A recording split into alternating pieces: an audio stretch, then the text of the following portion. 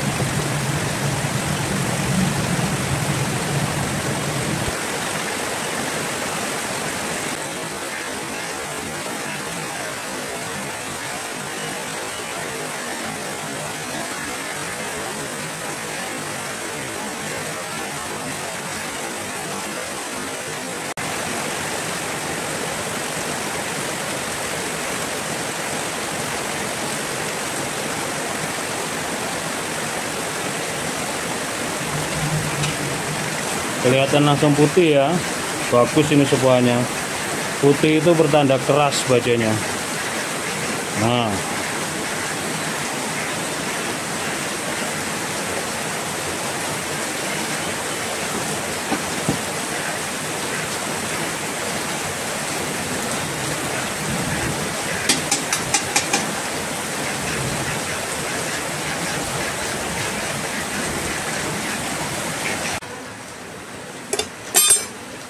setelah disepuh jadi tambah keras dia.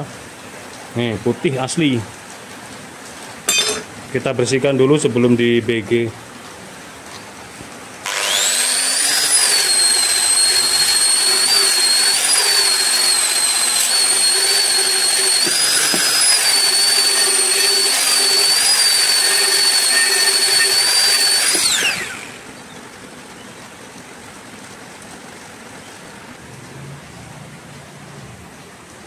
Lanjut kita BG dulu sampai benar-benar ramping mata pisaunya, biar nanti ketika digagangi tinggal finishing asah.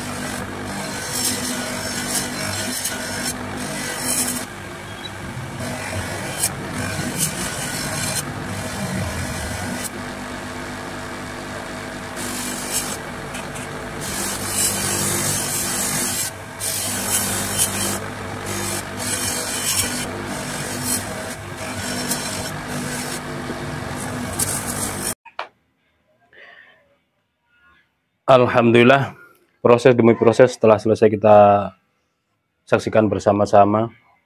Pembuatan pisau daging, pisau buat iris-iris, bisa buat sembelihan unggas juga.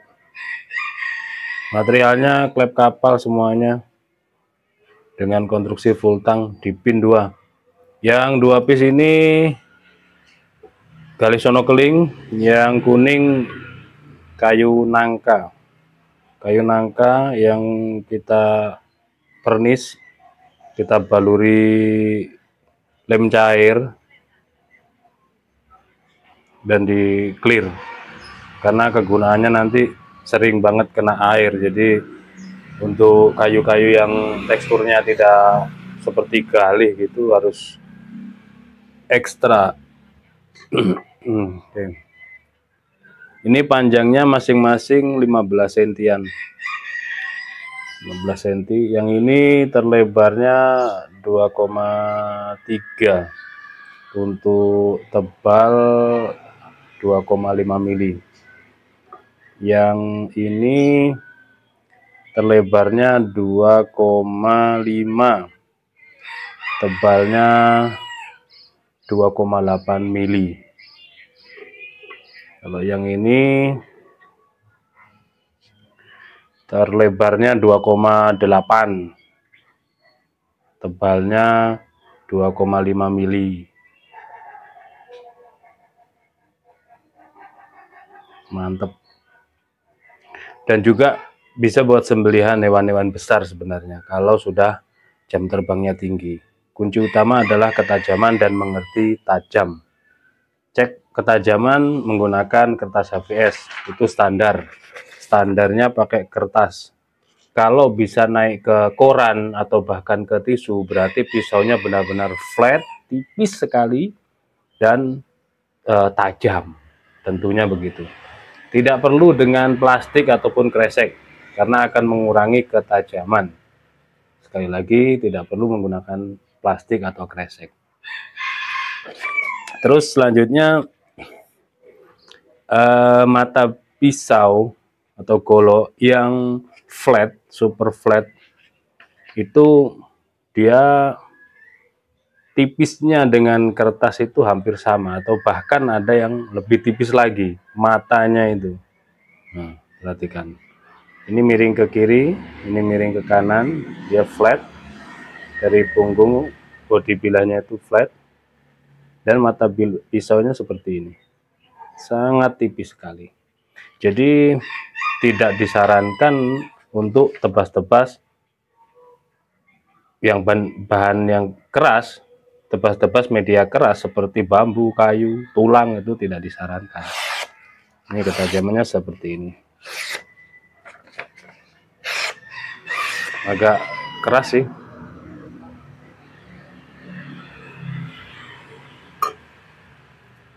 Selanjutnya yang kedua, nah ini setengah, ini halus, ini ya setengah halus ya, ngegigit ini.